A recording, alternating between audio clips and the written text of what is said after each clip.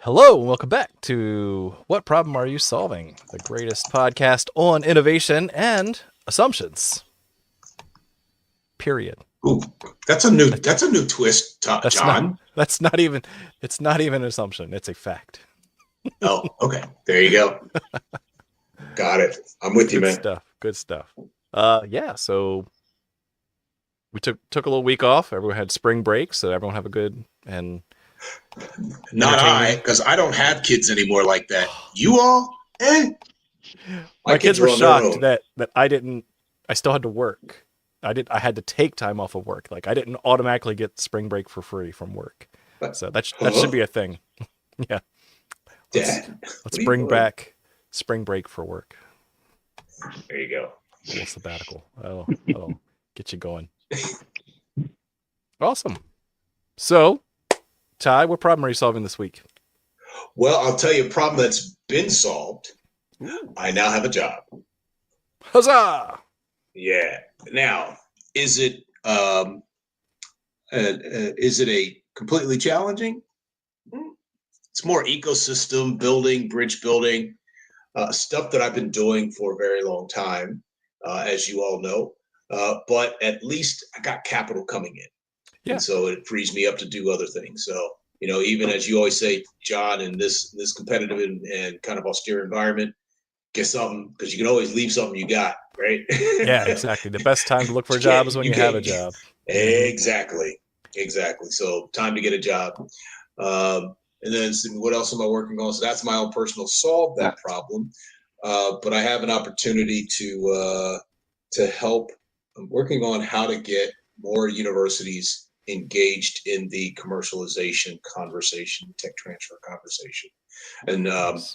and I think that really comes down to students. So it's a nice topic about managing your assumptions, really testing them. Not like, wouldn't it be great if I could? I literally had a student say, "Wouldn't it be great if I could build this?" I'm like, to do what?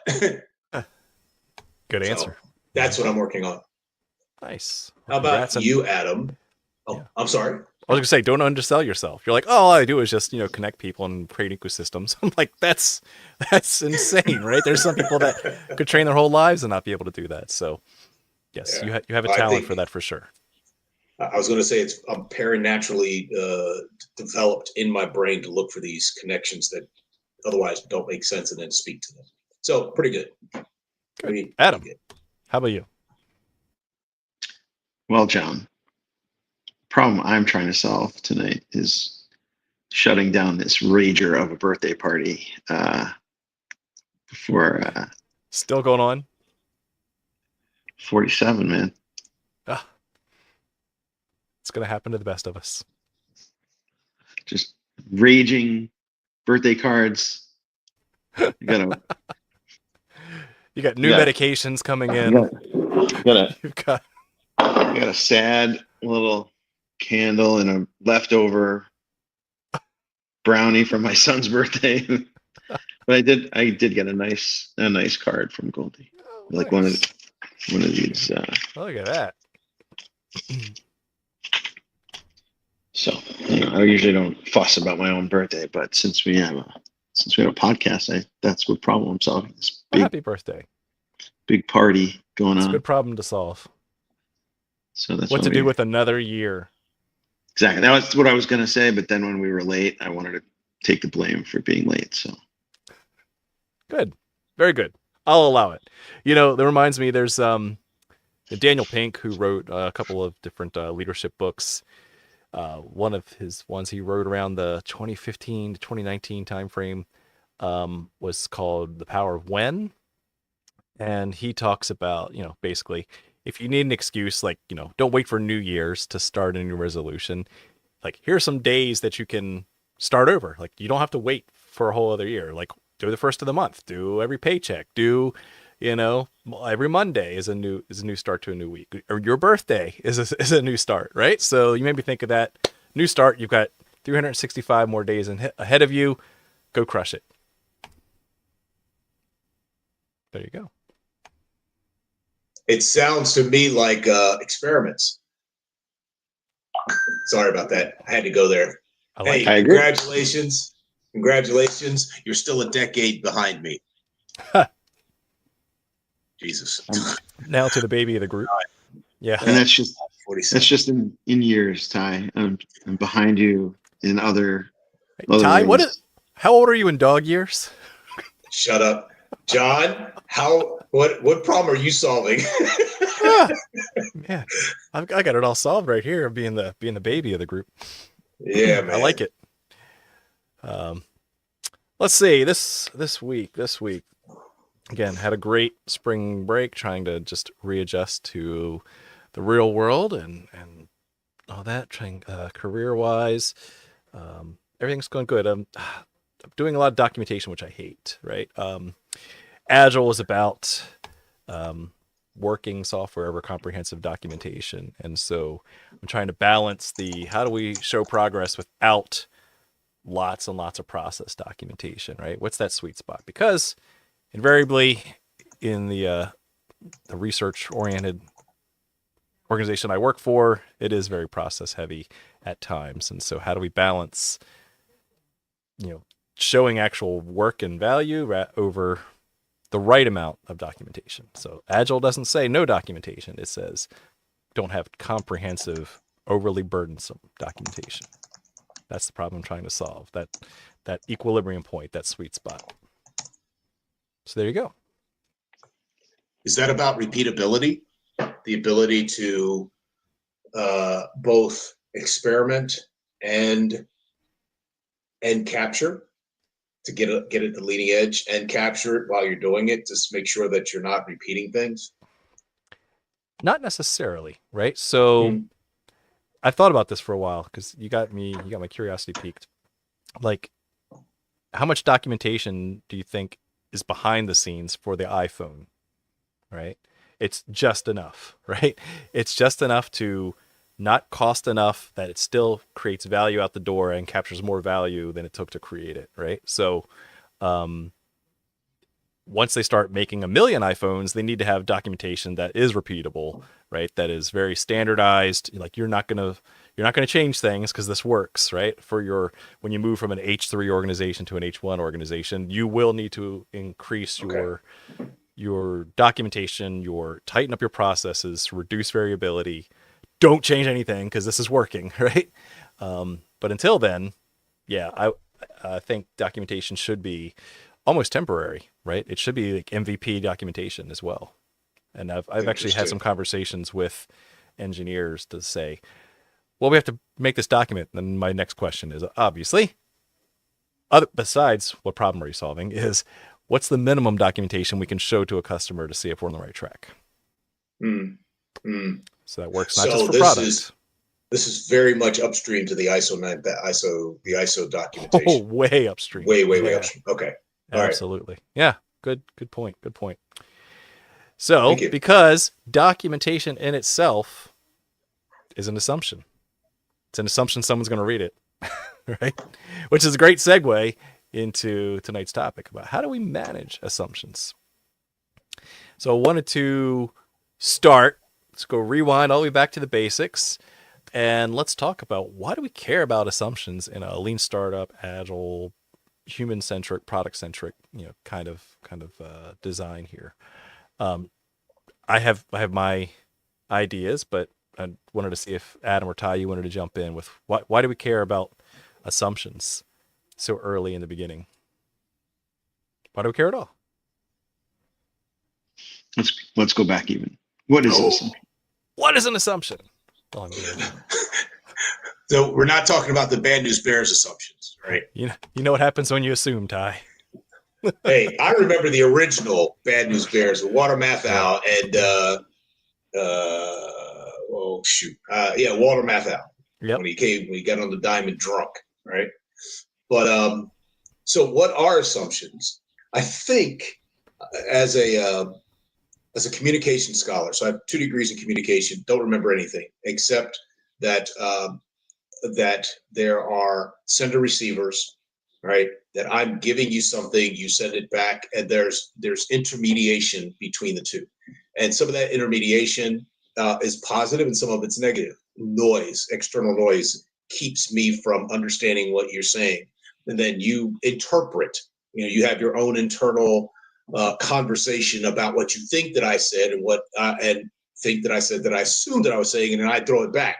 And it's the back and forth between two humans, and I'm just going to use the humans as the connection point, that we either have good, competent, fruitful conversations, or we have a bunch of noise. And in the noise, there's lessons to be learned in the noise. And I think that the noise that we're left with is a rush hour.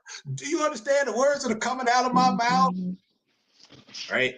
Nice. Because even in that, he was assuming that Jackie Chan did not speak, that's Chris Tucker, did not speak English. He had to create this medium, this intervention, right? I'm going to use an intervention because I think it goes to what you're talking about earlier about documentation, right? There's this intervention that goes between two human beings that allows me to test what I think that I know about you. I think that I know. And John and I have this famous saying, turn I think to I knows with data. And that is the precursor to doing good work, which is the front end of I think, and we go, cool, you assume, you think that you have everything, all the data that you need to make something happen. Let's just stay with what it is. All we're asking you to do is to test it and to see whether or not you think that you test. There you go. That you testing is consistent with what the reality is. And so I'm thinking, and then I'll stop after this, I'm thinking that assumptions are the reality testing that humans do every day. It's the reality testing that matches our internal experience with our external observations. And that came straight off of my dome. I'm glad it's recorded because I'll never find it again. That was good. All right, for 57 years, turkeys.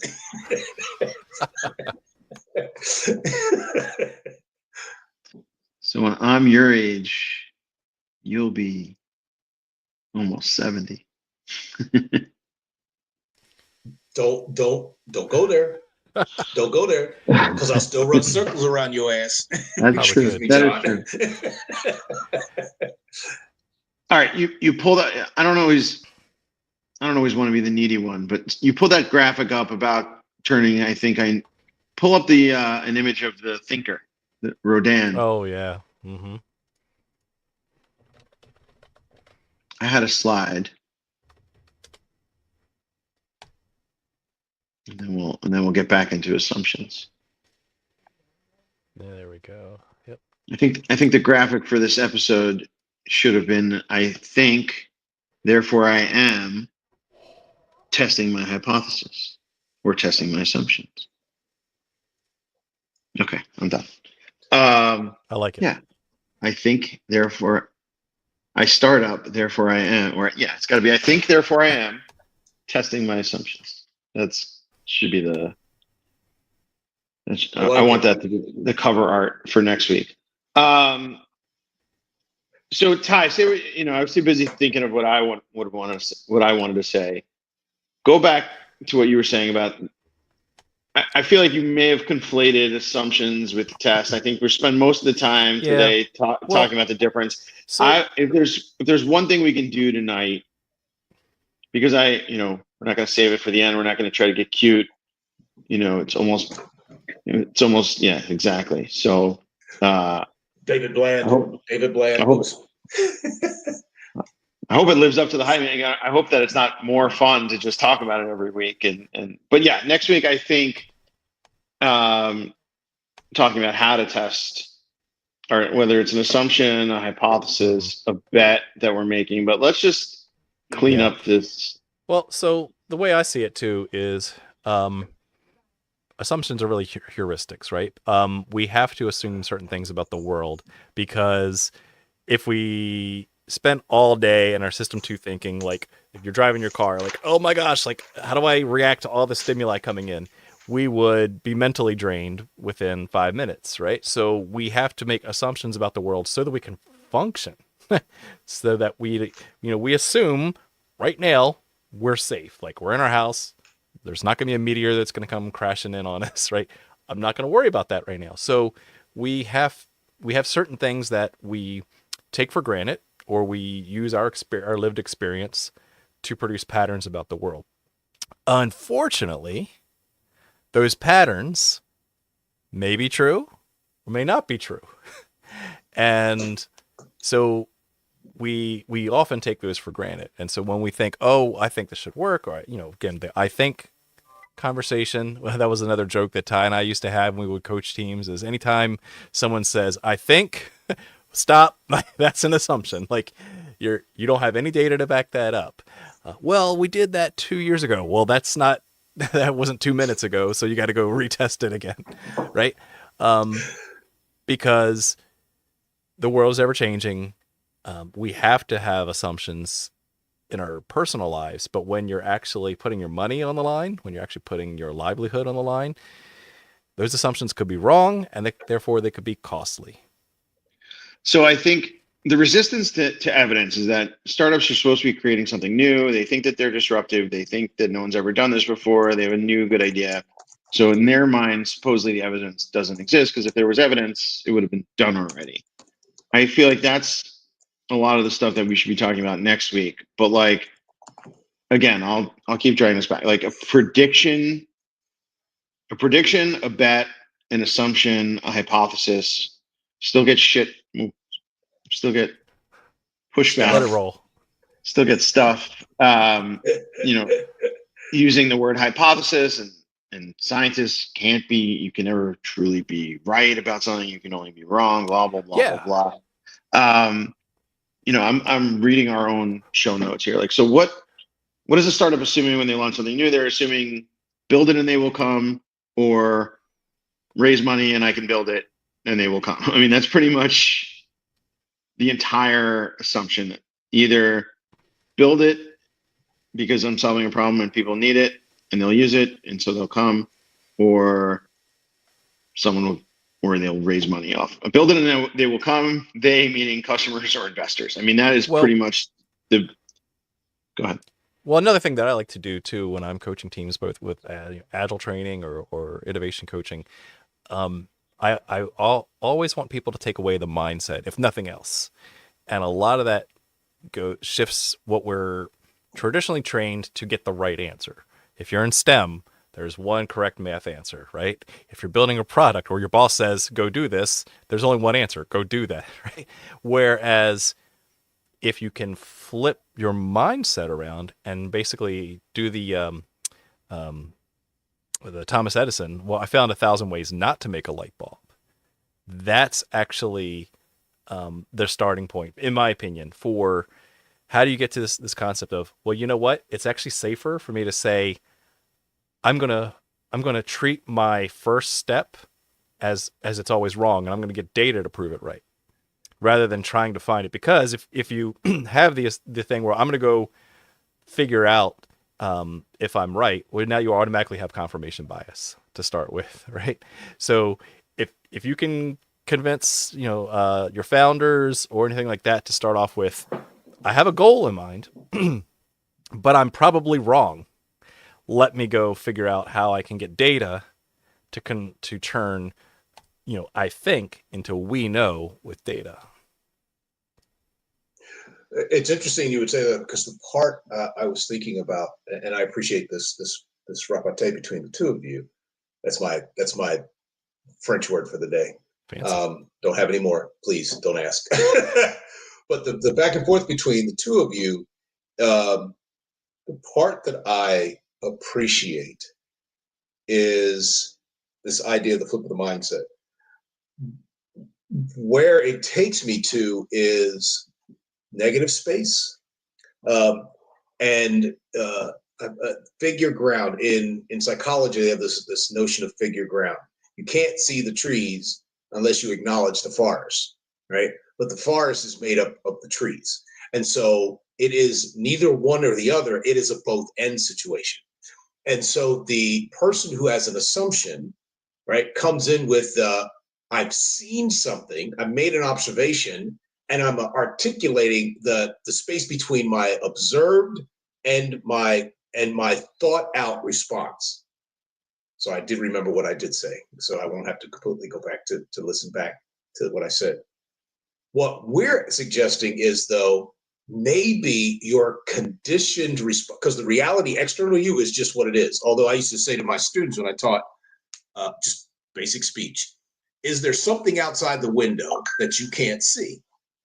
And they would look at me like, man, are you smoking weed? Right? I'm like, no, I'm not smoking weed. What I am saying is that you don't have a language system capable of holding what you might the rods and cones inside of your eyeballs are picking up. And so you fill in the blanks, right? You fill in the blank with information. And so what I'm suggesting is the assumption, the cognitive part of the assumption is I saw something and I only have as much information as I have in my head to fill in the blank. What I think John is offering up is that if we flip it and say, I don't want to get too far ahead of us, but test it. How? Right. Let's not even go to test it. How do you know? Yeah. I'm not even asking you to test it. I'm just like, how do you know that's even real? Mm-hmm. I had a student today said, I got this idea for a device that'll help people protect and a device and be able to do this with the device. And I'm like, to do what? Don't they already have something out there that's less expensive? But he's an engineer. He's not even an engineer, but he likes to create things. He seems like a creative. And so his only way that he can express what he thinks that he knows that matches his external reality is a thing. Right. Right. And I think that what we do is come along with like, why would you want to make the thing and you ain't even sure what the thing is that you got is a thing that anybody wants? That was just you guessing, dude. Right. And so I think assumptions need to be validated or invalidated. We can get to hypotheses here in a second, because it goes back to my origin story. Like, the reason I'm here right now is because I spent 8 months helping to design a product that when it got delivered to a customer, they hated it because it was packed full of assumptions called requirements. And here's the thing that really ticks me off about that. Not only did I do my job fine, I got awards for doing my job, but the customer still hated it. But we still had to fix it. And there was 8 months I couldn't get of my life back. So that is something that is irreversible, is the time spent doing something. So now I'm channeling all my lean stuff. That is waste. That is huge waste in lean, to do things, to run on these assumptions. And the longer you take to get data back, good or bad, you are running at risk. It's like running straight with a blindfold on. Eventually, you're going to hit something. I would rather take the blindfold off and peek now and then instead of just, all right, let's go. I'm going to go in a straight line. And we all know if you blindfold people and put them out in a field, if they think they're walking in a straight line, they end up walking in a circle, which is a perfect metaphor for blindly going on your own assumptions. But I think the issue, it's the fact that we're still saying the same thing for 10 years. When did that happen? Oh yeah, it's at least 10 years, 15 years maybe. Like I'm yearning to just button up the assumptions, like some of this language, because I think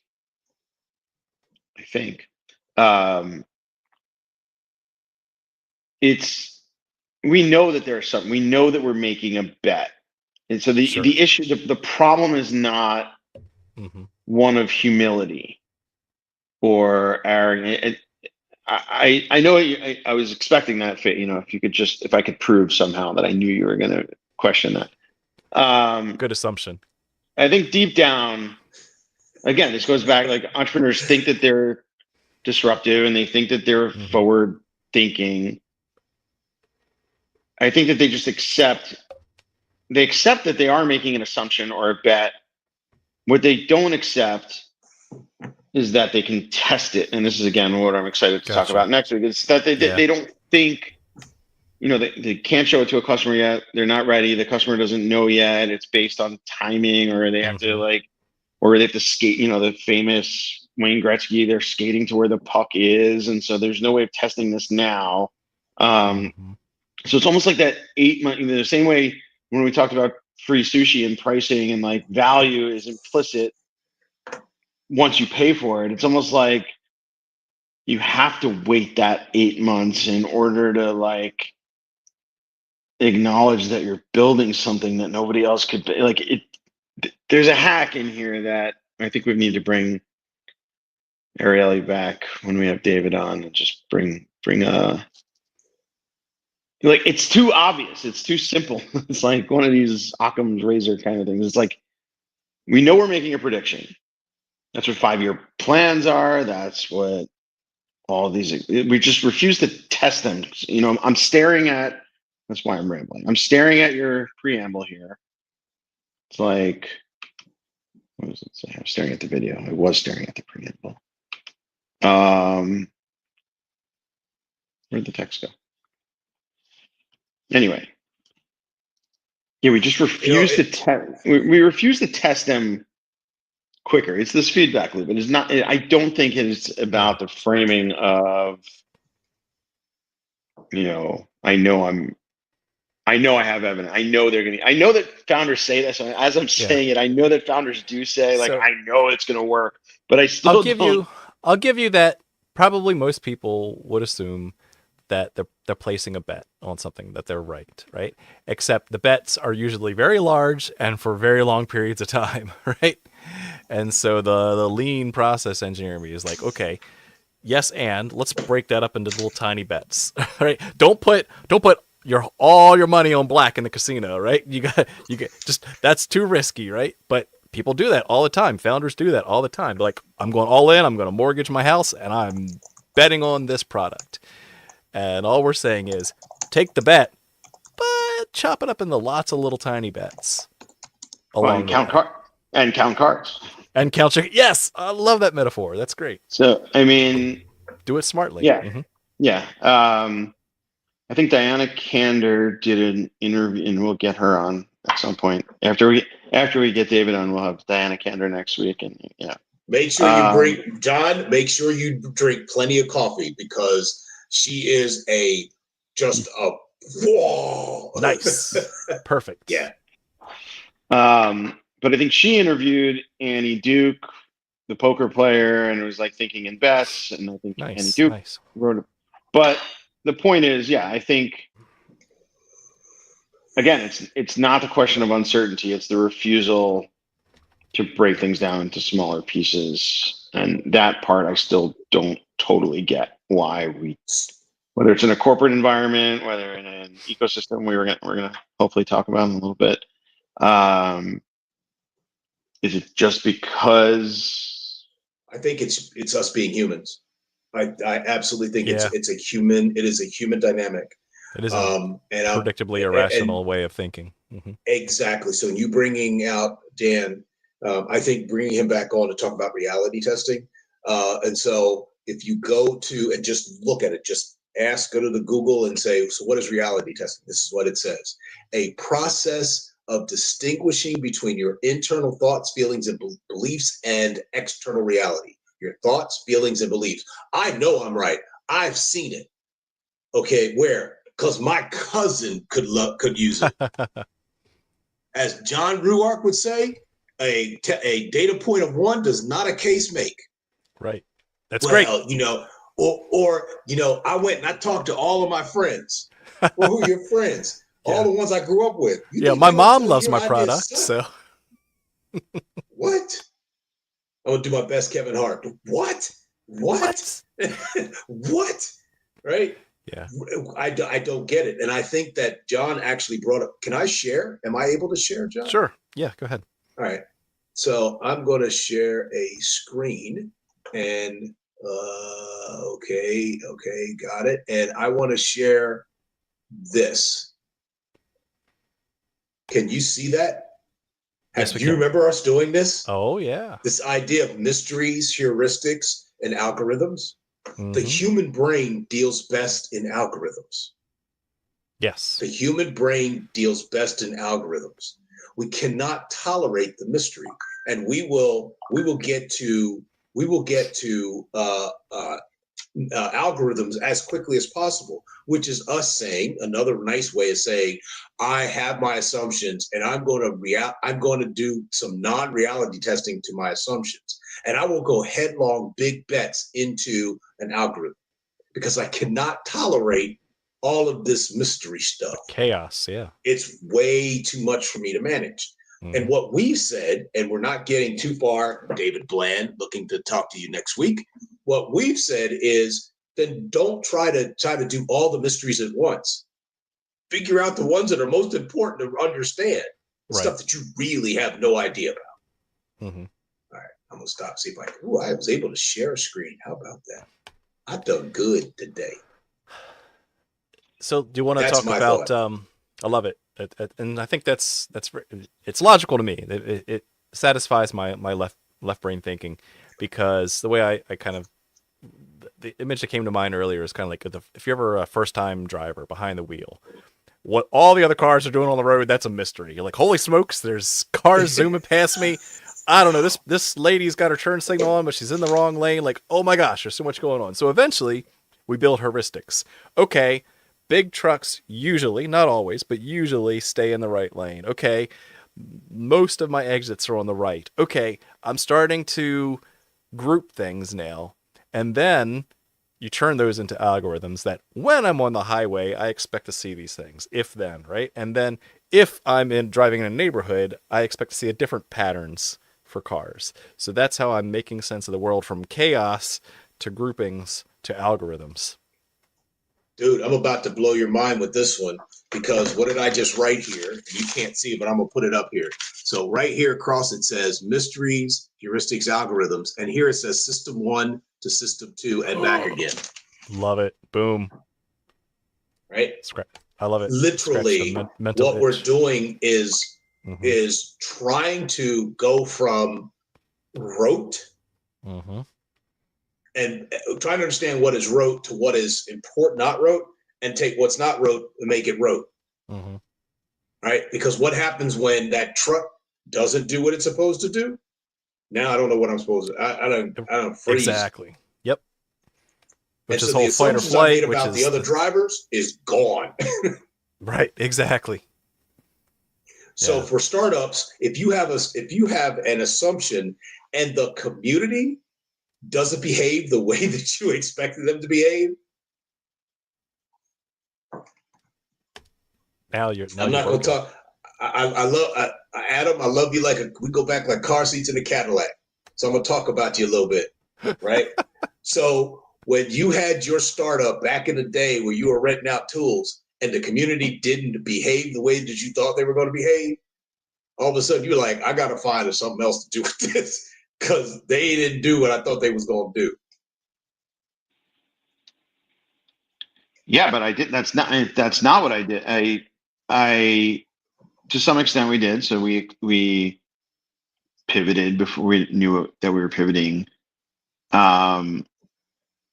from apartment buildings to college campuses to off. It was like, we thought the trust. So we were making assumptions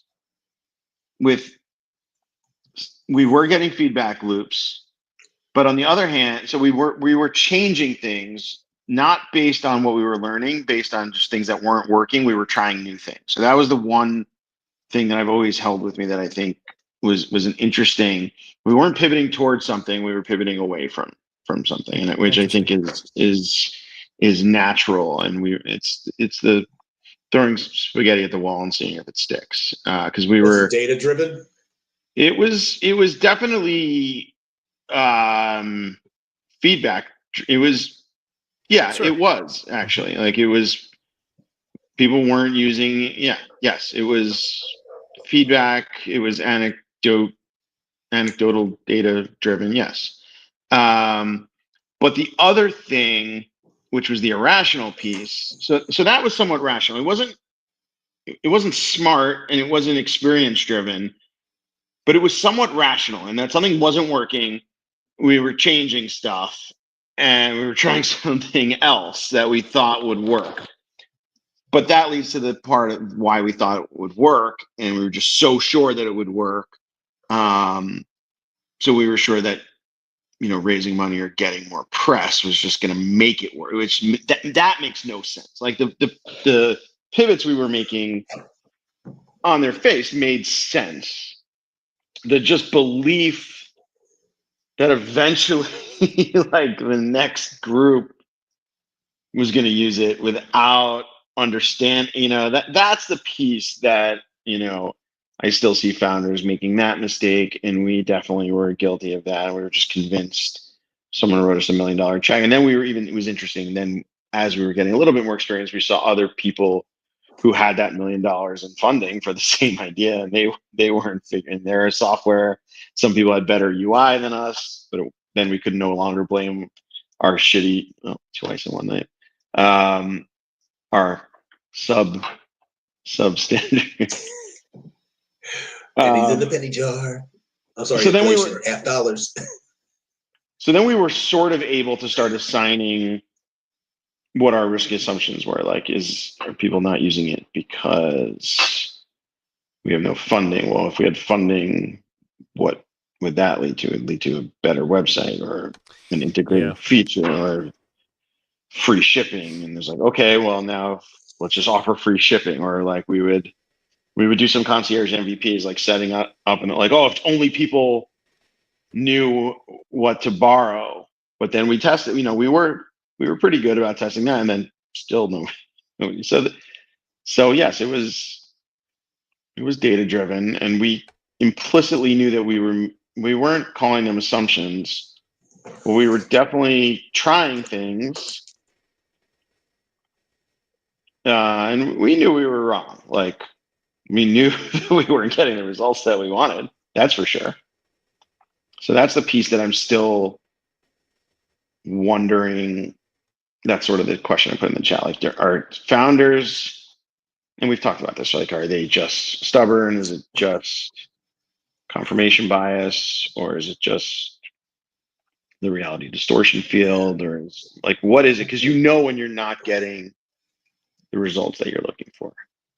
So we know that in early stage investments, right, that Adam, 70-80% of the investment coming from the venture to a startup is because they like you.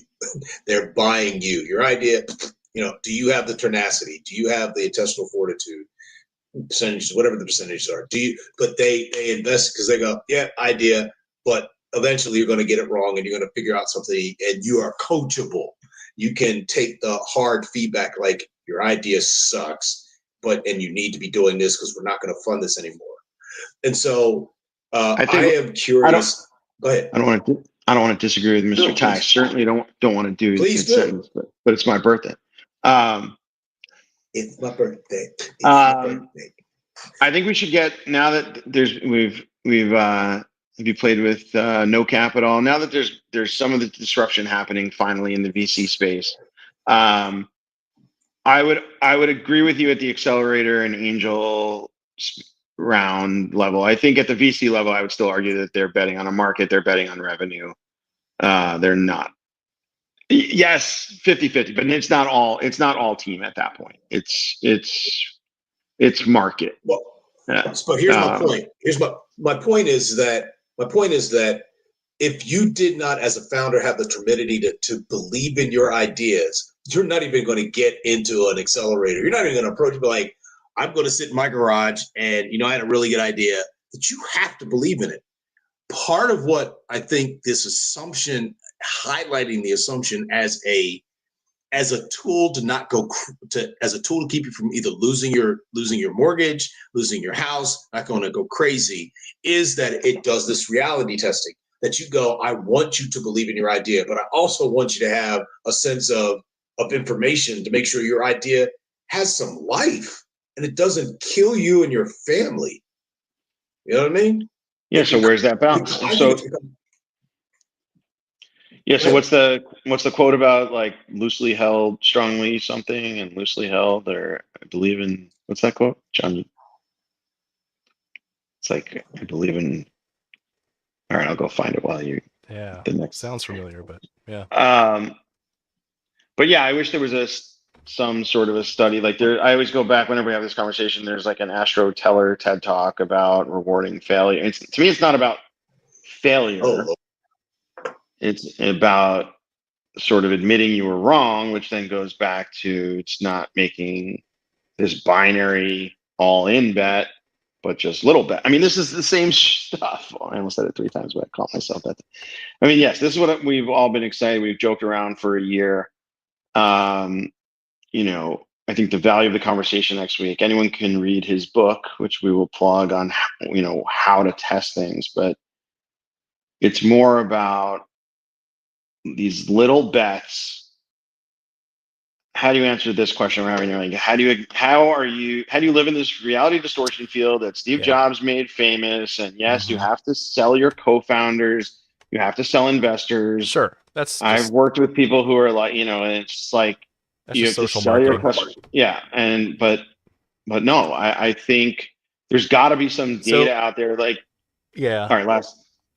Well, I just say you got me interested because I get that there's a whole industry of just selling good ideas with no data, and sometimes you're successful, and that's great. Most of the time, you're not, and most of the VCs understand that they have to place lots of bets with the hope that one of them will pay off, right?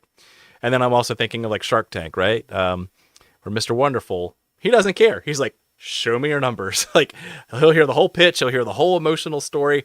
I came from, you know, a small little backwoods country, and like, no, what are your sales? How much does it cost to make? And he just gets this little paper out, and he's like, okay, that you have numbers, you have growth. That's what I'm interested in. And so, used a really key word that I thought was interesting. It's a good segue topic too. Is you said when you're running experiments, used if we did this, right? Now we are moving away from a statement that's based on a gut feel to something that can be tested, right? So I'm a huge fan of converting an assumption to if-then statements because they become much more binary, pass-fail, and you get the subjectivity out of the way. You put your assumptions on paper, right? You're putting it out there that you could be wrong, and you might be, and you're going to find some way to get data. So a well-written hypothesis takes an assumption that says, you know, people are going to buy this to, well, if we do this thing, then the market will respond. Or if we change the color of this button, then more people will click on it, right? So, and by the way, take it one step further, it's just my soapbox. You've got to put a number on it, right? So a number, not more a number people and will a buy date. it. Yeah, number and exactly. Love it. Yeah, I Love mean, it. Dates have numbers. But yes, I'm with you there 100% because you have to have a way for it to be wrong. Otherwise, it's a vanity metric. You know, you can't just say if I change this from red to blue, people are going to click on it. Great. You refresh the page, so therefore you've clicked on it, so therefore it's gone up in value, right? But if you don't put criteria that could be wrong, that could fail, then you don't have a valid test, and so therefore you're just you're grasping at straws. You're not actually seeing data that's worth making a decision on. It's just confirmation bias. It's just whatever. So here's something interesting. So my sense is so I wrote this down. I think I learned this from our friend Nick or something along that line. People would rather not be wrong than they would rather not be wrong than to get it right. Right? Yes. They would rather not be wrong than to get it right. And so what I like about assumptions and going to where you're at, John, kind of, but I'll extend the metaphor, and same thing with you, Adam, about what you did right versus wrong. The binary at the beginning is it reduces the level of the scope of the aperture. I did not do it. I did not. Well, the problem is you have information that could lead to learning. Because ultimately, this is like, what did I learn? what you were talking about is like, oh, we can't do that. So let's pivot away from something that we did because we learned something. And my sense is that in the West, we don't like to learn because we would rather be not wrong than to get it right. Not wrong than to get it right. Because I would rather not learn and keep down the pathway of I'm gonna just make this thing work until it works, and then you're broke. Yeah, Nick, I remember the quote that Nick would say. He'd say, "I'd rather be right than get it right." Exactly. Exactly. I'd rather be right than get it right. Right. And so, what if we extended if then and added one more caveat to it? Now what? If this, then that. Now what? Because what you end up with is I've thought about changing my behavior. I thought about changing the product. I thought about doing something different that I have information on. I only have to do a test.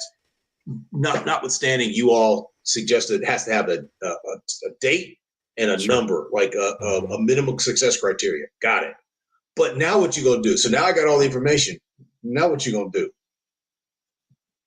you did try to sprint, and guess what? You don't run 15 races, and you don't come last in every one of the sprints. But when you run the 400, you like in the middle of the pack.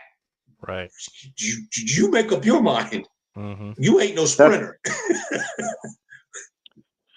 That's why working backwards, the Amazon thing works. Because what you're Amazon saying, press release thing. Yeah, it's what you're saying is the forward-looking version of that, which I agree with. You need those basics. You need that theory of change model. Like I've always wanted it. I tried this once, and I admit it did not work with teams I was mentoring. But I was trying to get them to stack if this, then that, almost like OKRs, front and back. Like I almost want to redo this exercise live now that I've got some. So it's the two of you to help me refine this exercise. But yeah, if you start with any assignment, you can start anywhere. You don't know where in that press release you're starting. Someone just has an idea. It's like, all right, but then as soon as you start putting it into a customer terms and a product terms and a business term, you can start saying, okay, if it's almost like the 5 whys, but in reverse, it's like, all right, then what? And it's like, okay, this is gonna happen. When's that gonna happen? Before is that the that's the numerator? Is that the numerator or the denominator? Then the denominator becomes the next numerator kind of thing. And I think that there's an interesting way. It's like, because that's what your roadmap sort of is. Ty has done that backcasting exercise in the past, right? So if this is true for the customer, then what must be true before that? Well, it must be the step that must be true before that, and before that. Next thing you know, you've got your roadmap built out. Yep.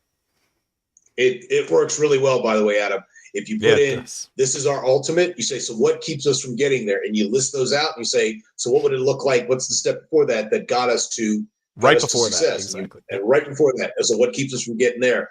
And the scat, I don't know, fishbone off of that. It's not quite a fishbone. I think in the UK, they call it the octopus chart, the octopus that extends out of that. And then what you do is you take out any of the blockers. Now you have your entire roadmap from day one through day end. Right? Whatever that end is, whatever that ultimate is, you've taken out all the blockers because you've identified exactly what you need to do. It's actually pretty cool.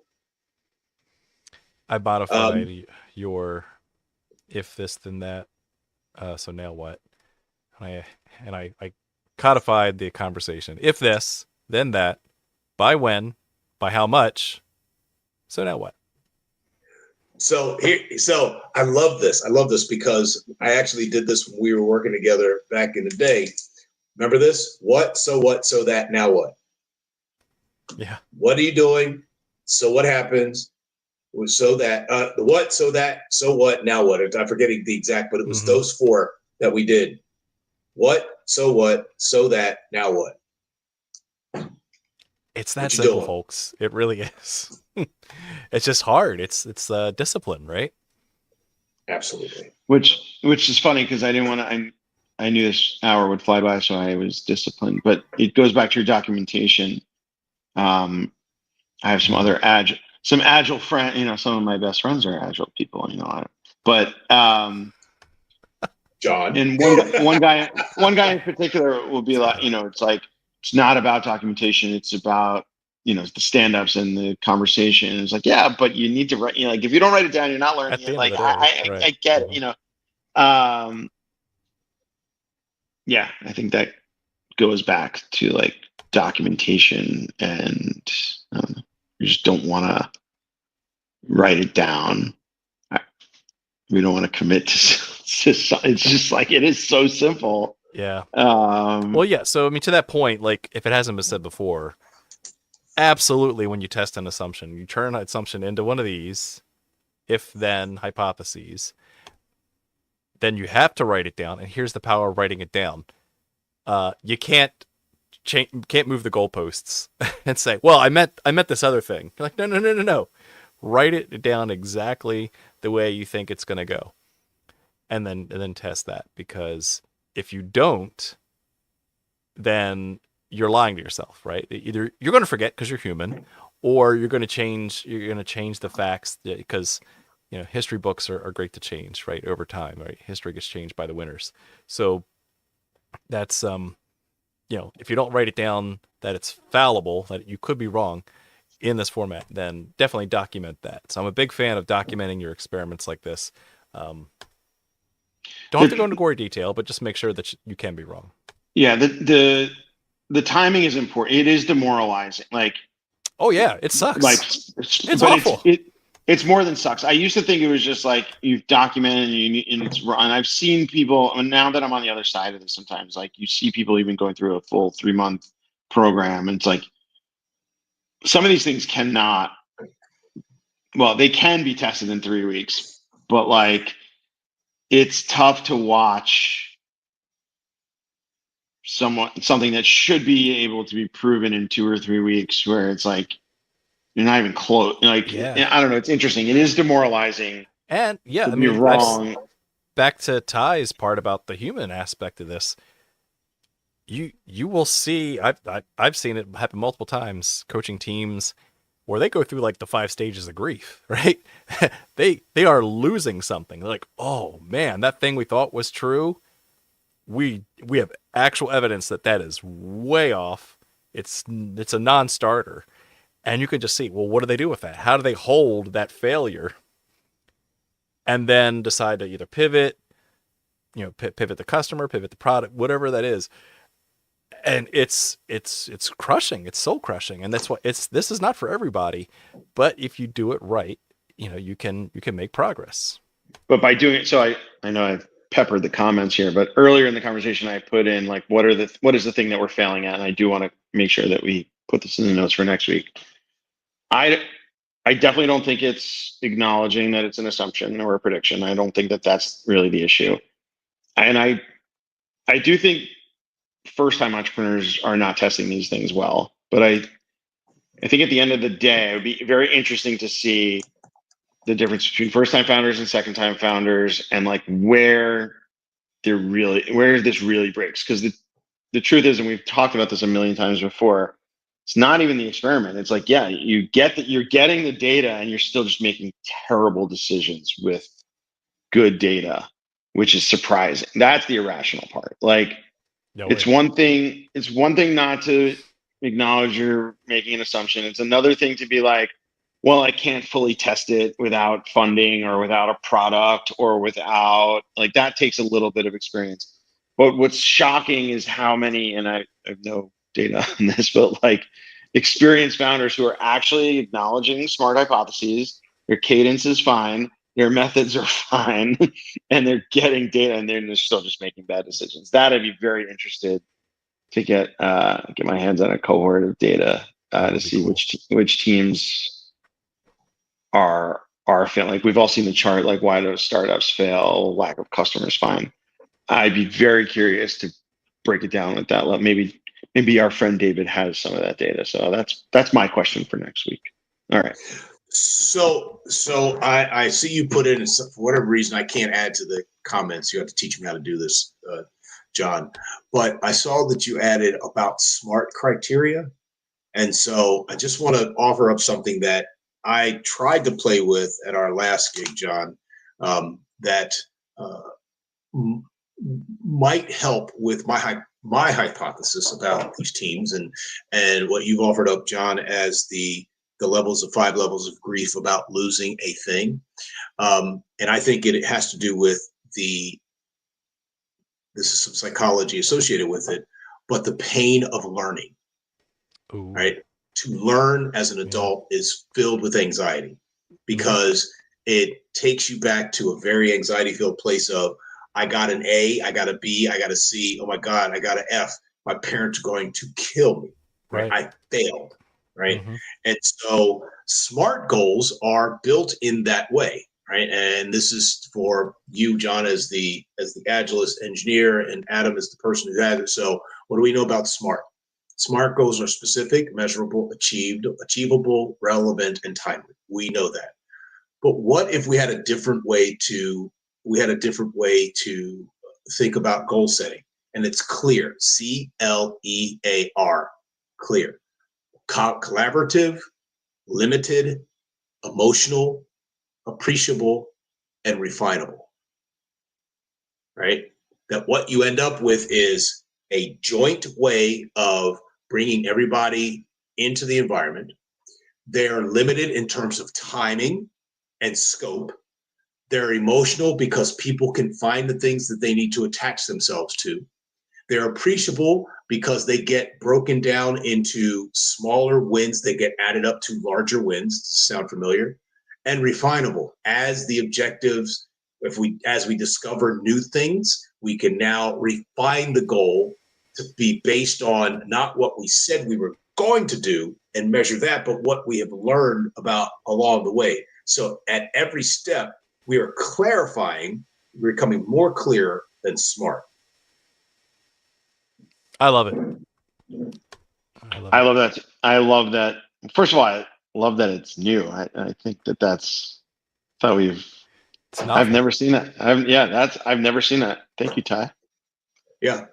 And it's great. I've been playing around with it for a minute, and I wish I could figure out how to. Since 2015, I first learned about it through. I think it literally was 2015. It's an article.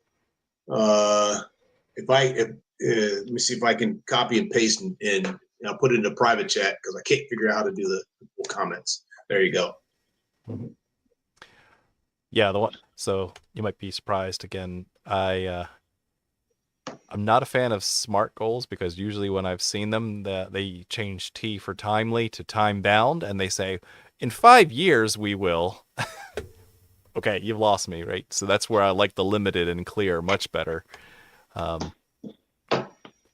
You still should measure, but yeah. So I'm probably riding the line on some of these, but I have seen SMART goals misused.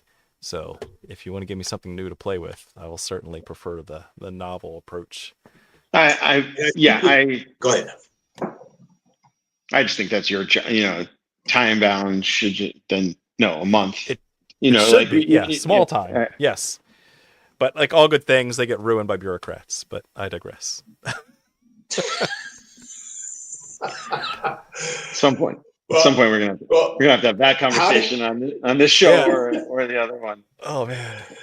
So John, how do you get people to not do the 5 years nor the 500-year strategy, but like, and knowing that even the Chinese have a 500-year strategy, but it's like it's periodized the way that you exercise. How do you get them off that? In 5 years, we will be. I've been struggling with that for a long time. And I think the closest thing, I can't say it's perfect, but the closest I've got to get people to wake up to the fact that they can't plan 5 years out is you have to make it emotional for them. And usually what works 8 times out of 10 is, okay, are you willing to bet your salary on this prediction? On meeting this SMART goal? Right. Well, not exactly. Okay, so let's change it. Let's move the slider in, because if I said, what are you going to have for lunch this date next year? I don't know. But if I said, what are you having for lunch tomorrow? You'd probably be more willing to take the bet of with certainty of what you're going to have for lunch tomorrow instead of what you're going to have for lunch a year from now. So it's all back, circles all the way back to those big bets. In this case, I'm saying emotionally, actually put real money on the table. How certain are you that you will meet this SMART goal? You will meet this 5-year plan, this 10-year plan, this 30-year plan, and are you willing to bet your paycheck on it? Like, are you willing to go without food because you know you're right about this?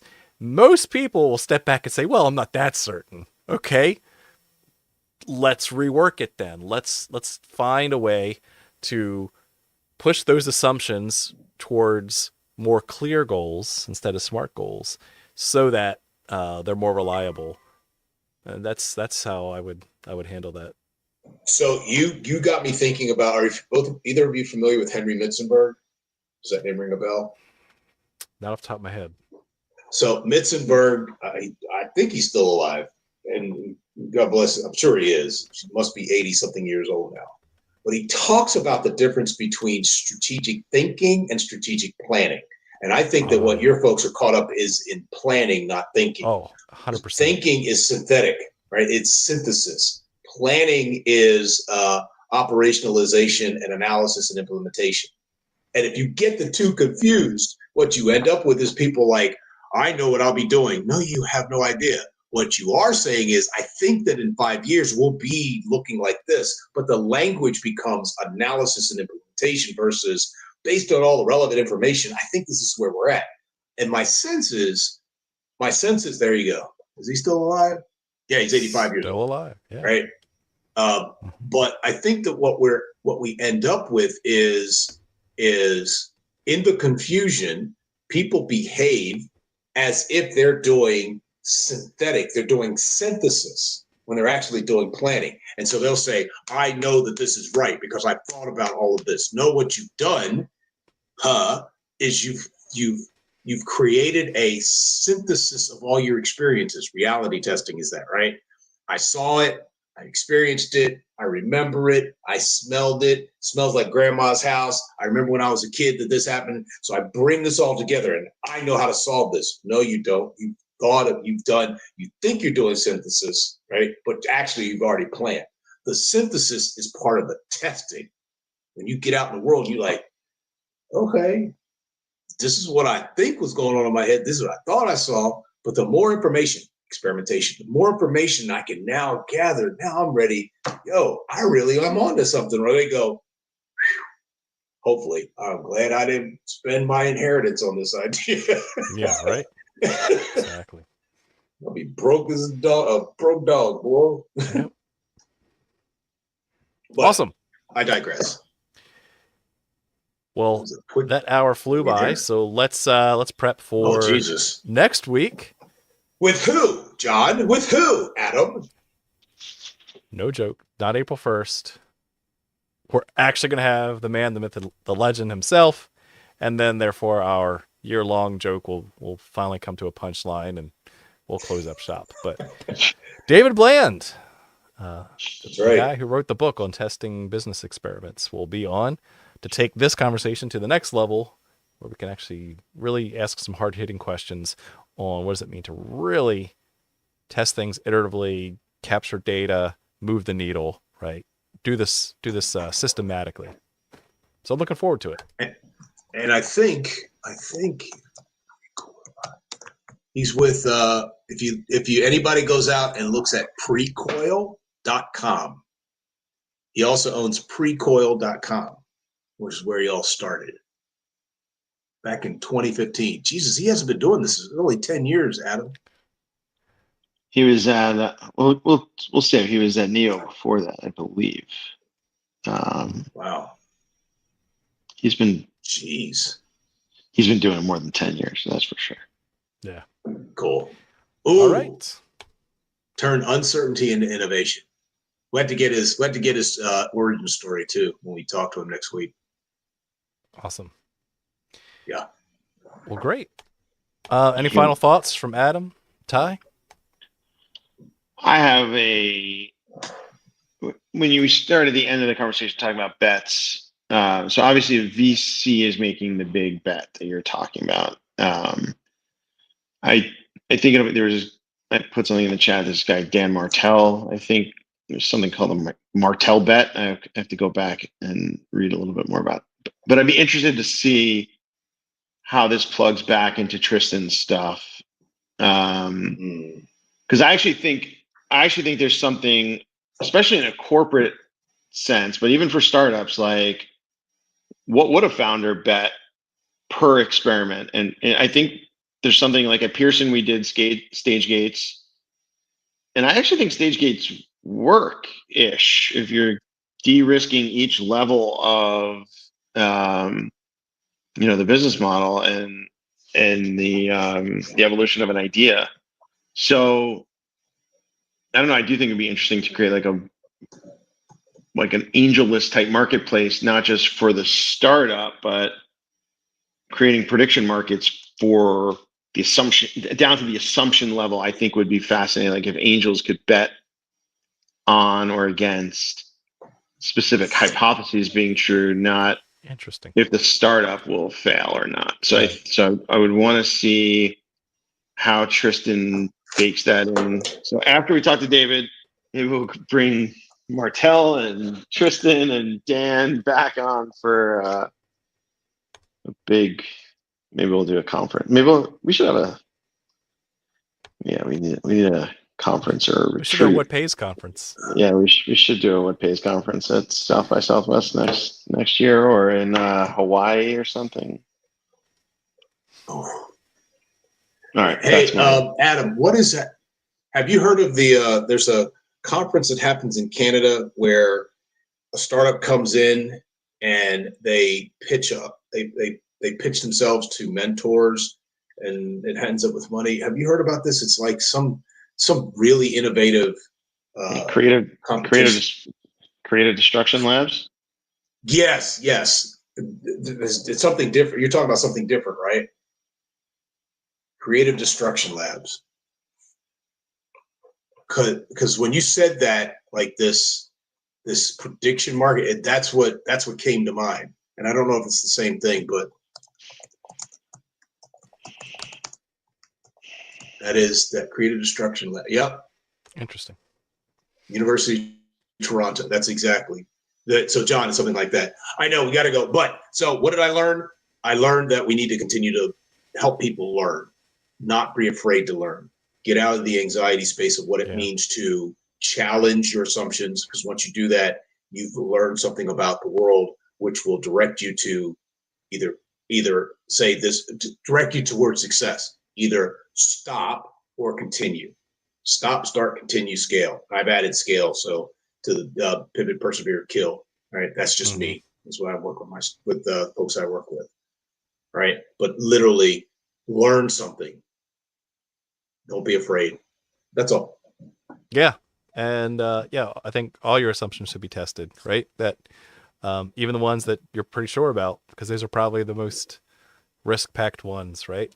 Hey, I think back to the story of the girl who's learning how to cook with her mom, and her mom cuts off the ends of the ham before putting it in the roaster and putting it in the oven. Said, "Mommy, why do you cut off the ends of the ham?" I don't know. It's the way that I was taught. So let's go call up Granny, and Mom asks Grandmom, "Well, why do you cut the ends off the ham to cook it in the oven?" Well, I don't know. That's just the way I've always been taught. There's the assumption, but thankfully, the great grandmother's still alive. Let's go call her up, and hey, great grandma, why do we cut the ends off the ham before we put it in the oven? Well, because my oven was too small. So it's just that simple, that our view of reality needs to be tested early and often so that we get the best results. So real quick, the reason why railroad tracks are the gauge that they are? I've heard this one. Because that was the width of. Do you know it? The width of two horses' behinds, and we've never changed it. Two horses' asses. Yep. So literally the transportation system that got Roman soldiers to go from wherever to wherever is the same gauge that they took the space shuttle and got them from wherever it's at to the launch pad. Jesus. And now you know. Yep. With that, see you next week. I'm excited. We have David Bland Me next too. week. See you then. David. All right. Have a good night. Good night, gents.